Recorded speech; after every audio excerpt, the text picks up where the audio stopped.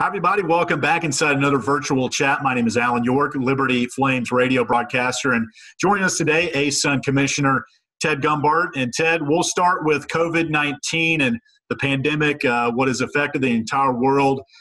Through your office on Friday, made a decision to postpone the start of fall championships through at least September 18th. Dive into that decision, why you made that, and what can you share about that decision leading up to September 18th? Well, Alan, thanks for having me on and the opportunity to share some of our decision-making process. And the first thing that's really important is to understand we've been meeting for months, weekly, with at least 5 different delegations and monitoring this. So we've been on it. And, obviously our hope was that we would be in still a declining trend. And unfortunately, recently we've been on an uptick. In the middle of July, our country set new highs for new cases in the coronavirus. So not where we want to be, but we've been monitoring it. And the decision was that schools, their safety in opening as schools comes way higher than the athletes. And it's a great part of their higher education.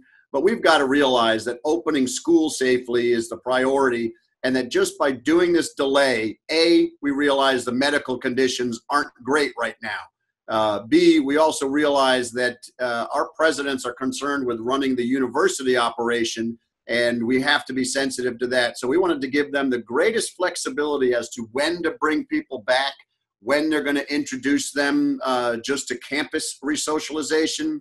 And the other part of it is if conditions don't improve, and we've got maybe 10 days to kind of make a final decision, then if the fall season is in jeopardy, which it is, and number of conferences have already canceled, as you know, that to bring students in early and spend the time, energy, and resources on testing and having them for room and board and getting them out on the field, and then possibly risking a higher rate of infection, which could then translate to the incoming students, that it just seemed like let's pause for a couple weeks and just see what develops.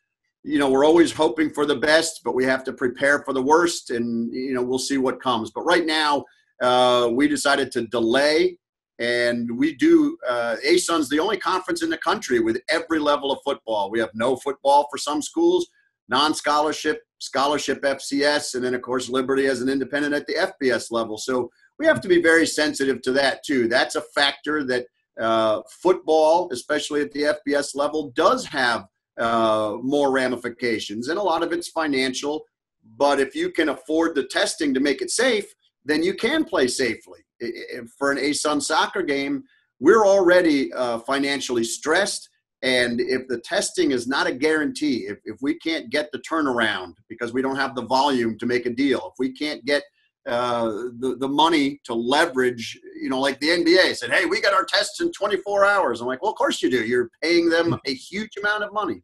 So we just decided to hit pause and say, look, let's be realistic and let's be students first, not just student athletes first, but students. So that's where we are, and we'll just keep monitoring for the next, we said we'd look at it again no later than August 6th. So we got a couple weeks. Let's see what happens. Coincidentally, on Friday, Ted, the NCAA Board of Governors did meet. They delayed a decision on fall sport championships as well. They will next meet again on August 4th. Sitting in your seat as a commissioner of a conference, and even Ian McCall, our athletics director at Liberty, how close do you keep yourself to those meetings and hearing what might come out of those once they're over? Well, we've been very sensitive to the meetings and the timing, and people are trading texts. Have you heard, with commissioners that have delegates on the Board of Governors, that what do you hear? What do you hear? And the meeting Friday was 2:30 to 4:30. And the first public word was at 5:35 when Mark Emmert released a decision, a statement that said we are delaying the decision. And we were very interested. We didn't want to announce a delay, 30 minutes after the NCAA would cancel the fall championship. So I think the 4th, there's a 50-50 chance that they'll decide that they need to make the decision. If they decide the timing is right, I think they'll cancel. There's so many issues related to those championships because we're moving them, if we conduct them, to predetermined sites. There'll be a larger number of teams at single sites, so we can make sure the hotels and the testing protocols and the degree to which we need to control people, we need to control officials, can be managed and put in place. And it's not something that you can snap your fingers and do in 2 weeks. And we don't even know what commercial airlines will look like at that time. So it is a difficult challenge. Some are pushing to make the decision sooner. Some are pushing to delay. And I understand that. But we've always felt like with the students' opportunities at stake, wait as long as possible. And the second thing is that if you're looking for the Board of Governors, and I saw this quote, it wasn't attributed to anyone other than an FBS AD, he said, "Why don't they lead and take us off the hook?" If you're looking for the Board of Governors to take you off the hook, then you're not prepared to make a responsible decision for your organization. And I'd much rather have the ASUN decide the ASUN activity than the NCAA. So again, a lot of dynamics. And of course, what is not lost on anyone is the fact that if they cancel December and November championships, that's when basketball starts. Right. So we've got to make sure we decouple those decisions and say, look, conducting national championships is a little different than opening practice and basketball season. But that all needs to be discussed and worked out. Joined by Ted Gumbart, ASUN Commissioner. And for those of you wondering, the taping of this, it's at 2 o'clock Eastern on Monday, July 27th. So some of the comments that we're talking back and forth are referencing meetings that took place this past Friday, and again, some coming up in the next couple of weeks. From your chair, Ted, since all this has happened since March and the shutdown literally worldwide, what have you learned most about your staff that you've been dealing with from a virtual standpoint and sometimes maybe social distancing in a conference room 6 feet away, and the leaders of the ASUN presidents and ADs, and how much correspondence y'all have had back and forth? And what have you learned about each school that maybe you didn't know because of not having to do anything about this before the pandemic happened? Well, Alan, that's a great question. It's been very revealing. And I will say that the universities, most of them in the space of 10 days in March, went from classroom study to online. And, that was fantastic. I mean, to be that nimble for universities as a whole. And I think that set a high expectation and the realization that if you need to be nimble, move, get it done. And so I would say for our conference, I can't speak for others, that we had already had, Zoom type technology and Google Hangouts, and we were using that for meetings and recording interviews and doing those types of things. So we were ready from that standpoint. But to have all of our delegates engaged, we've got the compliance people meeting once a week. We've got the athletic trainers meeting once a week. We've got academic advisors now at least once a month. Our administrators, the ADs and SWAs meet at least once a week. That they have all been terrific about being flexible and just understanding, hey, this is the new environment we're in. We got to do this instead. It doesn't help with coach anxiety, though. No matter what technology you have, coaches are driven to compete, and that's great. We love the passion, but this is not a great time to be a coach because you're all about preparing and playing. And if they say, hey, you know what, we're probably not going to be playing, that's an awful tough time. And that's where a lot of the disappointment comes. I mean, the student athletes don't get to play and the coaches don't get to coach. And they're the highest degree of engagement with these student athletes. They are the one they see the most from administrative staff and faculty, and they're the one they learn from. Our coaches are all teachers. And so that's the biggest disappointment, that what we do in higher education is going to be put on hold in all likelihood. Joined by Ted Gumbart, the ASUN Commissioner. I want to get into conference realignment, and this has affected the ASUN last couple of years. A couple of years ago, you bring in Liberty, North Alabama. This past summer, actually right now, 2020, NJIT goes to the America East, and then you bring in Bellarmine from Louisville, Kentucky. What prepares a conference commissioner for realignment? And take me through maybe your career, some situations that have prepared you for that. And what are some of those nuances you look at in realignment and looking at new schools and universities to bring into the ASUN? Well, let's see. I don't think we have time to go through because I've been at the conference, I think, for 29 years. And when I first came to the conference, Georgia Southern was leaving to go to the Southern Conference. And that was going to put us below the number to retain our automatic bid. So we actually lost our bid for 1 year in 1992. I started in 91. But as a commissioner, the biggest thing I've learned is stay in touch. You don't want to be surprised. Well, the best way to not get surprised is to build relationships with ADs, with commissioners, with presidents, and then you have to show that you have their interests at heart. And the NJIT move was something that they have a clause in their membership agreement that they would have honored and stayed, and it was a financial incentive. But situations change, and they were completely upfront. They said, look, this COVID situation has presented a new dynamic. What do you think if we looked at some change, it might be a year or two earlier than it might have come otherwise? And we sat down and talked about it. We wanted to be sure nobody lost anything from our AQ eligibility, from our student athlete opportunities, but it just made sense. And so really that was something that whatever day it was that it came out on Twitter that NJIT was leaving, and there was a lot of notices about, well, the commissioner's always the last to know. I actually was in on that and helped, make it happen because it was the right thing to do. Now, if we hadn't added Liberty and UNA and Bellarmine, we wouldn't have been in a position to do that. So you always want to try to stay ahead of what might happen. We do believe part of the transition in our conference historically has been due to two things. One, football, and we're in a much better position to handle football now than we ever were with our partnership with the Big South and the flexibility we have. But also some of the schools that we've had were very dynamic and growing institutions. So if you look at a University of Central Florida, they were a really small school, Florida Tech in Orlando. They were actually in the suburbs. They were out in the farm country.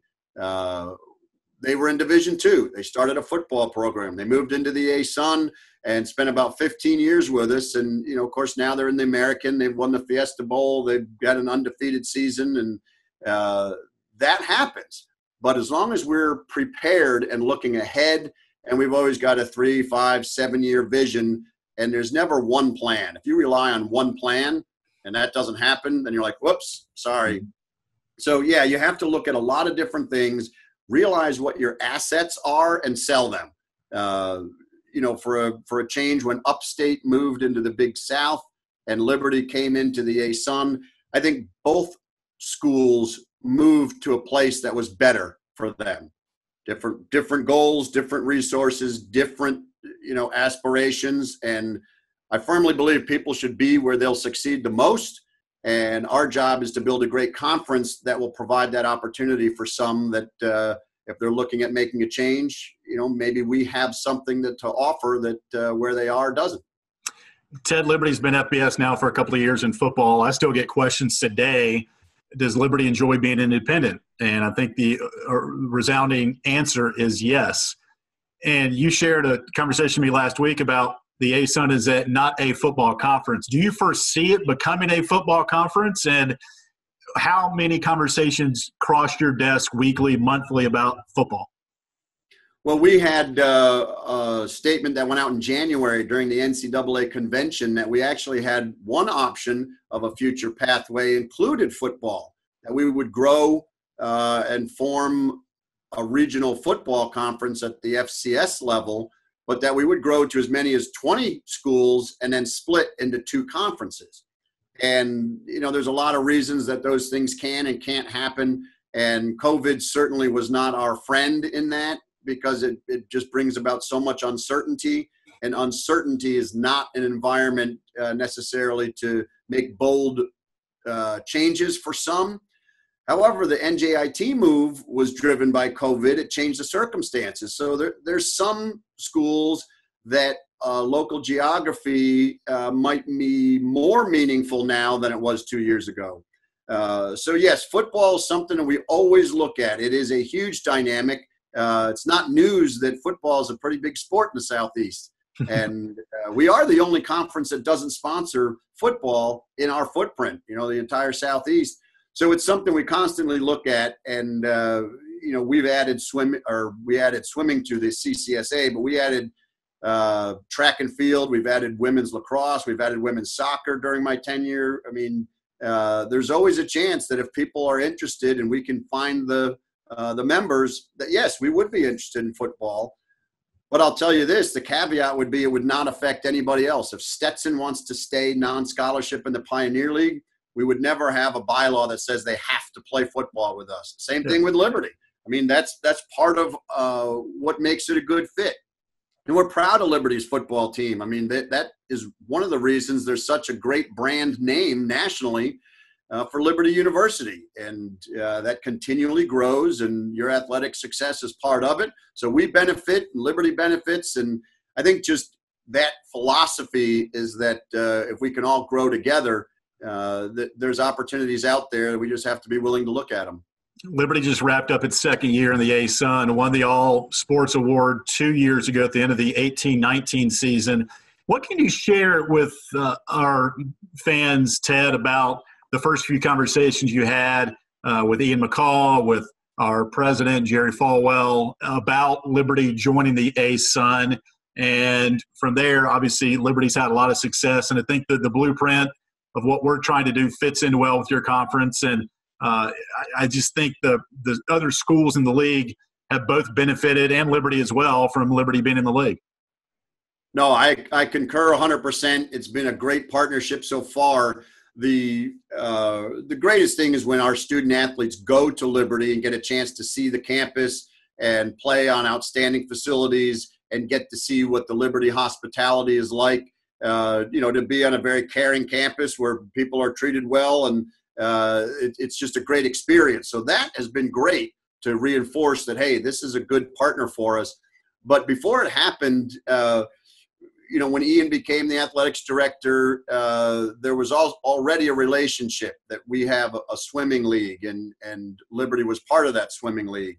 And discussions about football had already occurred, and we were a partner with the Big South in football. So when Liberty's decision to move up, came up, I basically told Ian, I said, hey, let's just stay in touch. Let's see what's going on, because we had some versions where a collaborative approach could have allowed, some new opportunities for all of us. And that didn't come to pass. So we re-engaged and said, all right, now that, you're not going to be recognized as a full member of the Big South, we would like to be able to extend you an opportunity to be a full member of the ASUN. And like anything else, you start the discussion, and then you go through this dance where they check you out and you check them out, and you say, what else do you need to know? I was probably on campus 3 or 4 times. And the more of those discussions that happen, we brought presidents on campus and visitation teams. And it turns out that we were ready for a partnership, and glad we did it. Joined by ASUN Commissioner Ted Gumbart. A couple more parting thoughts, Ted.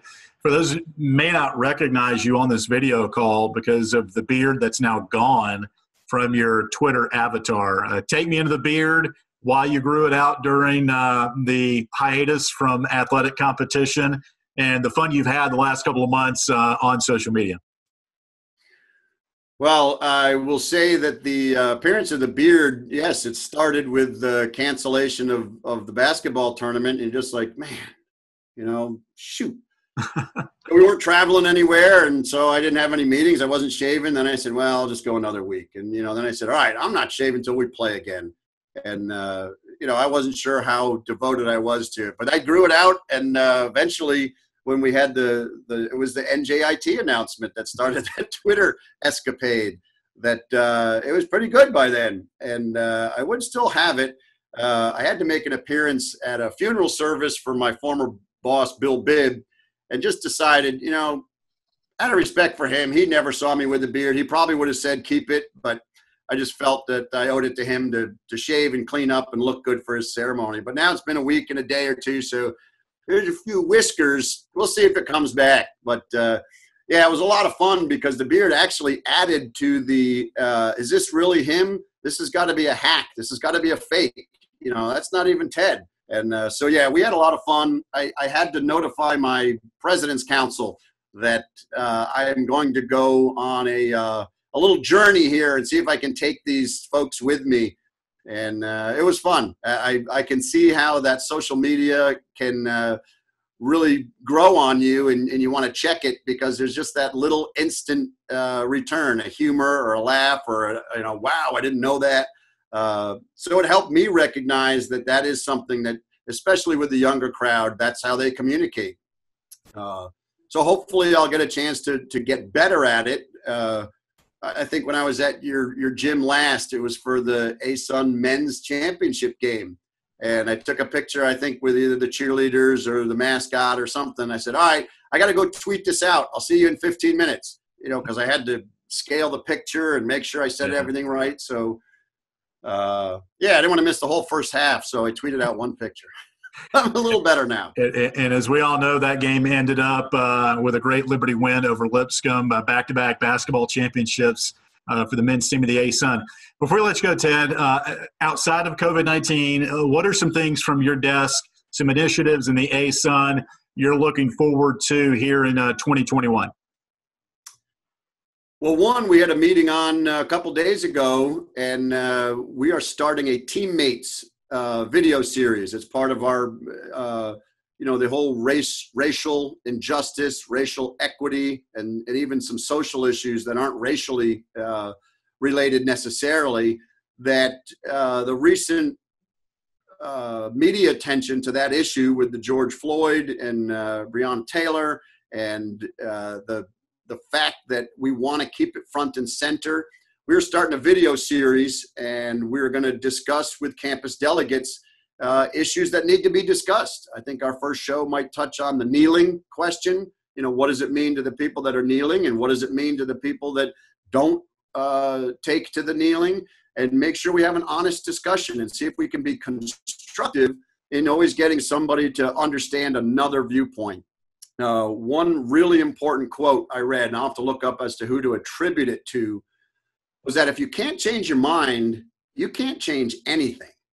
So the whole idea is to just stay open-minded, be willing to listen, be willing to learn, and I think we'll all be better off for it. So that's one that we're really excited about, and it's something that even if we don't play in the fall, we can focus on this teammate series and make it a big part of what we do in the fall. So that's one. Another one that is an on and off again deal is our futures committee. That's the committee that is made up of presidents, and one AD sits on it, and it's really our membership committee, but it involves multiple layers. We like to look at future scenarios, and you're playing the chess game. It's not checkers. It's not just one in and one out. But that group took a hiatus in March, and we said, look, we got a lot of other things to deal with. But as the question of realignment looms, and some people, made some announcements this summer, certainly Robert Morris has made a move, and NJIT made a move, and FAMU and Bethune-Cookman moved from the MEAC into the SWAC, that all of those little dominoes lead to, is there another one? And we have our first meeting on August 4th for the new year, and the Futures Committee is going to set a few parameters for us, one of which will be how to conduct a virtual campus visit, so that if we get candidates that are willing to engage, we can get that done in a COVID environment. So that's kind of exciting too, because as we mentioned, the blueprint announced in January is not one that we can build. We have to make some adjustments, but anybody in the construction field knows that the first blueprint is not always the one you end up building. So we're still ready to investigate, explore, and really feel confident some opportunities are out there. In fact, I was interviewed after the NJIT exit and said, why did you guys approve this? And I said, because we're confident that we have opportunities ahead, and that this was the right thing for NJIT, and we're not going to lose anything. So it was a two-way win, and we look forward to looking at what the future will hold. And hey, everybody loves a secret meeting, where we're talking about schools that I can't tell you about. And you so know you'll about have to schedule me again later. All right. Ted, we appreciate the time. Thank you for your candor, your openness about where you sit at your desk at the ASUN and just about a lot of important topics going around the world. But I know our fans are going to enjoy the insight from you, and look forward to catching up soon.